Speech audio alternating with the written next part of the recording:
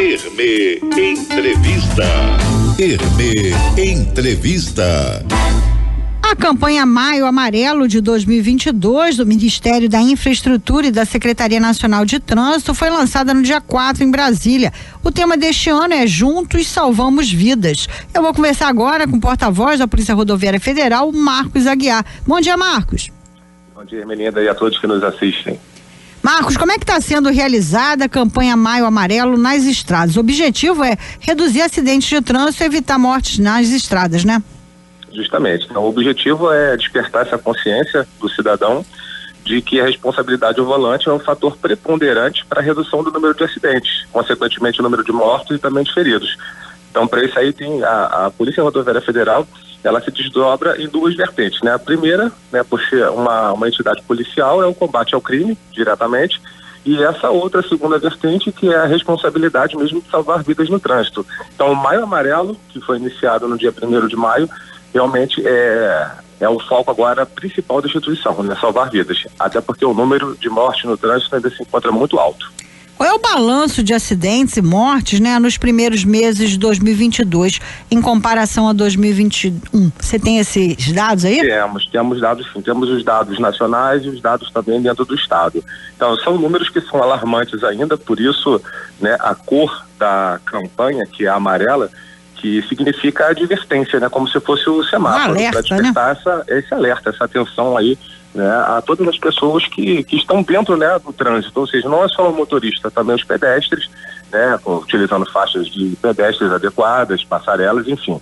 Então, sobre o número, Hermelinda, nós temos em 2020, né, 63.578 acidentes registrados nas rodovias federais de todo o Brasil, né? Agora, o número de mortes, né, para falar que é o número que chama mais atenção, né, nós temos 5.293 óbitos em 2020, lembrando que também foi um fato atípico em razão do advento da pandemia. Sim, é interessante registrar isso. 2021 foram 5.393 óbitos, então praticamente eles ficaram equivalentes esses números. Sim. E dentro do primeiro Mas a gente tem que lembrar que em 2020 a situação da pandemia estava pior do que 2021, né? Perfeito. Então era um ano atípico, mas ainda assim o número de mortes eles continuaram se mantendo, né, de uma forma ainda bem uníssona. E 2022, ainda no primeiro trimestre, foram registrados 1.273 óbitos. Então, se a gente fizer uma comparação, né, dos 4 trimestres, aí nós temos uma média. Então, ou seja, a redução foi muito pequena. Aqui no estado do Rio de Janeiro, nós tivemos aqui, eu vou pegar aqui para você, em 2020, 272 mortes, todas as rodovias federais do estado. 2021, 314, aumentou um pouquinho mais. Sim. E 2020, até a presente data, 90. Então, a gente chama atenção, Hermelinda, porque esse tema ele é muito importante para toda a sociedade, chamar a atenção, né, para a participação desse processo, porque ele não é só das polícias e das entidades que estão envolvidas no processo. Por exemplo, hoje nós estamos com as ações, né, da ONU, que fixaram o período de 2021 a 2030 e a meta da PRF, assim como os outros órgãos de trânsito, é reduzir em 50% pelo menos o número de mortes. Então, não é uma tarefa fácil, por isso a gente chama a atenção de toda a sociedade sobre essa responsabilidade, né? Porque é um dever do Estado, mas também é responsabilidade de todos. A que você atribui, Marcos, esse número alto de acidentes de trânsito, não só nas estradas brasileiras, né, no geral, mas também aqui no estado do Rio de Janeiro? O que é displicência? O que as pessoas estão falando no telefone na hora que estão dirigindo, estão em alta velocidade? O que você atribui, que você acha que tá provocando isso? Então, justamente essas condutas desrespeitosas, como, por exemplo, o excesso de velocidade, depois a ultrapassagem em locais proibidos, a mistura de álcool e direção. Tem outro fator que você falou agora muito bem, Hermelinda, a preocupação não só da PRF, mas de outros órgãos também que trabalham com o trânsito, é que as pessoas estão fazendo uso do aparelho celular durante a condução. Isso desperta a falta de atenção e coloca o condutor mais vulnerável. O pior é que não é só ele, né? São os terceiros também que estão envolvidos na via. Ontem eu vi, Marcos, um rapaz, isso era mais ou menos umas quase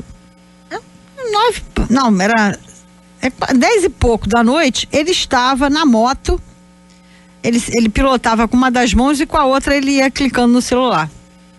Eu fiquei apavorada com aquilo. Realmente são cenas lamentáveis. A polícia, ela está atenta a essas questões e vai fazer autuação, né? O que a gente chama atenção hoje, a Polícia Rodoviária Federal, é fazer esse alerta, essa campanha educativa, porque quando não se consegue, através da educação, através de uma mudança de comportamento, a PRF tem a obrigação de fazer a autuação, né? Aplicar a multa. E aí realmente as pessoas só se sentem, né, ali, então, conscientes quando tem o bolso ali prejudicado, né? O valor da multa a ser paga. E se tiver que ser feito, sim, nós o faremos, mas, eu repito, a preocupação hoje maior é alertar, conscientizar. Hoje nós temos um grupo específico de educação para o trânsito, nós fazemos o cinema rodoviário, nas rodovias federais, alertando os condutores, principalmente dentro de coletivos, que a gente consegue atingir um número maior de pessoas, e tentar falar um pouquinho sobre esses dados, porque são preocupantes, né? Então, se você pegar aí até de 1º de janeiro de 2022 até a presente data, foram 90 vidas perdidas. E às vezes só por isso que nós conversamos, por displicência, negligência no trânsito, o uso do aparelho celular durante a condução, imprudência. Então esses fatores eles precisam ser mudados, e é só através de campanhas educativas, e assim a Polícia Rodoviária Federal está fazendo em todo o território nacional. Agora, Marcos, eu estava pensando o seguinte, por que é tão difícil, né? Vocês fazem as campanhas, e por que é tão difícil a conscientização das pessoas para esse perigo de dirigir usando o celular, ou alcoolizado, ou fazer ultrapassagens perigosas, e andar em alta velocidade? Por que é tão difícil que as pessoas compreenderem esses fatos? Então, essas campanhas elas servem justamente para alertar, para tentar diminuir, conscientizar, né? Na verdade, conscientizar, colocar um alerta, porque nós temos dados oficiais. Tudo que nós estamos falando aqui, porque já aconteceu. Então, foram 90 vidas perdidas este ano nas rodovias federais do estado do Rio de Janeiro, e, como você falou, por negligência, por descuido, por imprudência, por imperícia. E as pessoas só acreditam, menina, infelizmente, quando passam a virar um número estatístico, ou seja, o familiar dessa pessoa que teve uma vítima de trânsito passa a dar mais valor. Infelizmente, só quando acontece, porque o fato era agora, né? Esse alerta, e para que as pessoas já tivessem, né, essa responsabilidade, porque é de todos, não é só da PRF, e dos outros órgãos de segurança também que trabalham com trânsito. Então vale muito mais aí de um processo educativo e mudança de cultura, uma mudança de comportamento necessariamente. Aí você vê que no primeiro trimestre, né, de 2022 já foram 14.976 acidentes nas rodovias federais do Brasil. Isso corresponde a 23% do total do ano anterior. E a gente lembra que foram nos 3 primeiros meses. E esses acidentes deixaram 17.115 pessoas feridas e provocaram a morte de 1.283 pessoas. Isso é muito, muito alarmante, né? As pessoas têm que realmente se conscientizar. E aí você falou dessas ações educativas, elas já estão sendo intensificadas. Como é que está essa campanha nas redes sociais? Nas redes sociais nós temos o nosso Instagram oficial, que é o PRF_RJ, e é através dessas campanhas que a gente tenta realmente fazer essa inclusão, né, de uma responsabilidade maior por parte dos condutores. E são através de dados, Ermelinda, que a gente mostra, as pessoas precisam realmente ter essa percepção de que é verdade, de que a corporação, a PRF, não está colocando um dado para amedrontar ninguém. É porque realmente é um dado muito agressivo, e as pessoas só se deparam mesmo quando sofrem um acidente e sabem que realmente a responsabilidade é de todos. É um processo lento ainda, Ermelinda. Nós temos essa grande dificuldade. Embora o nosso Código de Trânsito brasileiro seja um dos mais eficientes do mundo, mas ainda assim a gente acredita que não é só através, né, de aplicação de multas, de algum tipo de medida administrativa, mas sim mesmo para que essas pessoas elas tenham a real consciência de que o trânsito ele tem matado muito, tem tirado muitas vidas. Desse total, esse ano, né, nos 3 primeiros meses aqui no estado, vocês têm aí registrados quantos acidentes envolveram motos? Olha, é um número que a gente precisa levantar ainda, envolvendo motos, mas é um tema importante. A maioria das vezes são os condutores de motocicletas que eles utilizam aqueles corredores entre os 2 veículos, e eles, né, andam sem o menor tipo de comprometimento. Claro que eu não vou colocar que são todos eles, mas hoje todos conseguem se deparar com essa realidade, né? São os famosos corredores. alguns deles com capacete vencido, capacete que já caiu, já perdeu a validade. Mas você sabe que muita gente não se toca nisso, de que o capacete tem validade. Isso, então acredita que é só colocar um capacete e vai estar tudo resolvido, e não é só por aí. Então tem o prazo de validade, tem um ajuste da jugular e uma série de outros fatores que nós observamos hoje no Rio de Janeiro, que é realmente cultural. Eles não dão valor devido à vida deles. E o pior é que coloca a vida de terceiros também em risco. Mas a PRF está atenta.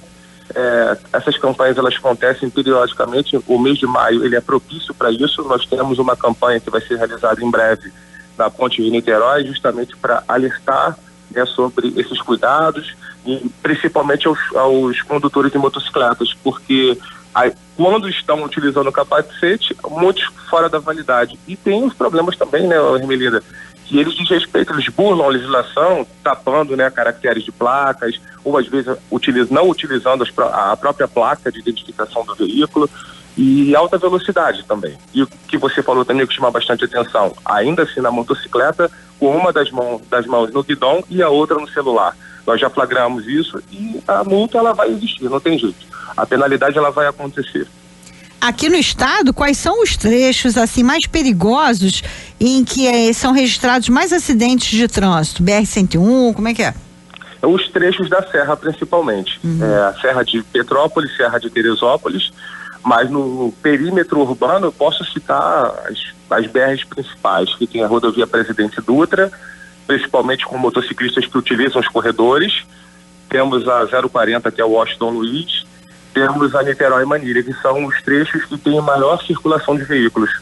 E a gente fica pensando que nessas estradas, né, a gente tem uma circulação muito grande de caminhões, né, de ônibus, né, de turismo, e a gente vê as motos assim muito próximas dos ônibus, né, e fazendo manobras assim como se estivesse postando corrida, né?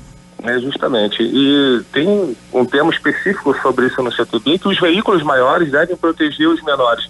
Só que os menores veículos, eles acabam desrespeitando também o Código de Trânsito brasileiro, como, por exemplo, as motocicletas, né, que fazem esses corredores. Então, fica praticamente inviável ter um trânsito seguro se não tiver essa mudança de comportamento.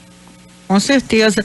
Agora, mudando para outro ponto, você falou também que não é só ver a parte de trânsito, né, nas estradas, que a Polícia Rodoviária está fazendo essa campanha, mas também a polícia tem esse poder aí de manter a segurança, no caso de evitando assaltos, evitando o tráfico de drogas. E nesses primeiros meses do ano, a Polícia Rodoviária Federal tem intensificado muito e apreendido muita quantidade de drogas nas estradas. O que você destaca dessas apreensões e por que vocês conseguiram apreender tanta coisa? Então, isso aí é outro ponto importantíssimo para a gente conversar. Não é só cuidar da parte do trânsito, salvando vidas no trânsito, mas também, né, protegendo toda a sociedade, os usuários das rodovias federais fluminenses. Então, o que nós colocamos como fator preponderante para essas ações bem-sucedidas é estudar a mancha criminal dentro do estado, alocar os policiais nesses locais em horários estratégicos, mas também, Hermelinda, agindo com inteligência, né, com o emprego de inteligência, de tecnologia, de monitoramento, para que a gente consiga dar um suporte maior, uma resposta mais assertiva no combate à criminalidade. E isso aí se deve, claro, né, a um estudo estratégico do setor de operações que aloca, estuda os dados estatísticos do ISP, né, os nossos próprios dados, e coloca os policiais, né, dentro dessa mancha criminal atuando, e aí sim a gente verifica um resultado bem específico, né, um bem sucedido. Também se deve a operações que a PRF realiza, por exemplo, a Operação Égide, que ela veio reforçar todo o nosso efetivo do Estado, principalmente naquilo que diz respeito ao roubo de cargas, roubo a coletivos e roubo de veículos. E a gente já conseguiu reduzir cerca de 60% esses tipos de crimes. Isso é muito bom. O que você destaca aí dessas apreensões, assim, o que teve assim de mais, que chamou mais atenção de vocês nos últimos dias? E nós temos a questão de recuperação de cargas. Gostaria de alertar que com o roubo de cargas, esse material é vendido com um valor mais acessível, e já chama atenção para quem compra carga roubada também comete o crime de receptação, mas com esse lucro, né, oferido pelos traficantes, eles se fortalecem na compra de armas, drogas e munições. Então, a gente tem esse cuidado especial para esses roubadores de carga. Agora, as apreensões mais significativas da PRF é nesse quesito mesmo, né? Na recuperação de cargas e também na apreensão de armas, drogas e munições. Realmente, a PRF ela tem atuado bastante nesse sentido, e se destacando no cenário do próprio Estado, né? Como sendo uma polícia muito eficaz. O que me chamou a atenção também foi na sexta-feira que vocês fizeram uma operação para reprimir a exploração sexual de crianças e adolescentes no sul fluminense. Foi muito bom. Eu acho que a gente não pensa na Polícia Rodoviária Federal fazendo isso, né? E foi muito bom vocês terem feito isso. Porque tem locais que tem prostituição infantil, né? Principalmente na rodovia Presidente Dutra, né? Ainda tem, Melinda. Infelizmente, então, a PRF ela tem esse cuidado todo, né?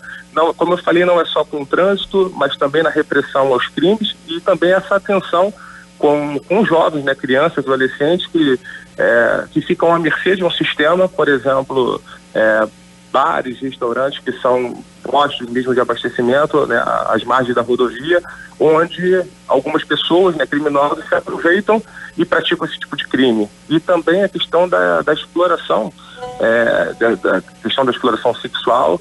Temos também o trabalho análogo da escravo. Nós atuamos também, né, nessa repressão. Por exemplo, nós tivemos um caso em Duque de Caxias, ali próximo a Santa Cruz da Serra, uma senhora que pediu ajuda aos policiais. Ela conseguiu fugir de um cativeiro porque ela veio com uma promessa de emprego e esse emprego não aconteceu. Havia sim a exploração, uma condição análoga a escravo, e a PRF também atua nesse segmento. Então são várias vertentes que a PRF atua, né? E tem feito um trabalho de excelência, né? Dando uma resposta aos criminosos e protegendo mais a nossa sociedade. E hoje de manhã a gente destaca uma manifestação que teve de indígenas, né? Um protesto de indígenas ali na Rio Santos, em Paraty, né? Isso, teve uma reivindicação, foi acionada a própria Prefeitura de Paraty, que conseguiu intervir, né? Atendendo ao pleito. Era uma justificativa até então que caberia ali à Prefeitura, né? Não caberia necessariamente à PRF, mas no sentido só de trânsito.